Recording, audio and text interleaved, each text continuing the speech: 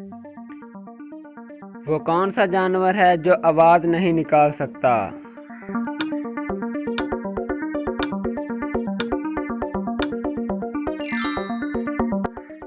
जवाब है जिराफा। वो कौन सा मुल्क है जहाँ च्युइंगम पर पाबंदी है?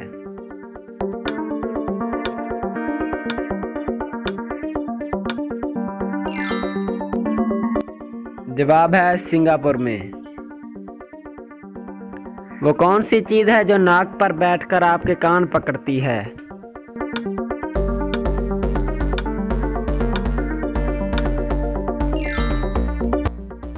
जवाब है ऐनक। वो कौन सी चीज है जिसे ना छू सकते हैं और ना ही हाथ आती है, बस कानों से पकड़ी जाती है?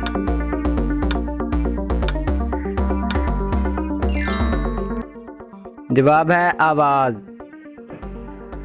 वो कौन सा फल है जिसे हम खरीद नहीं सकते?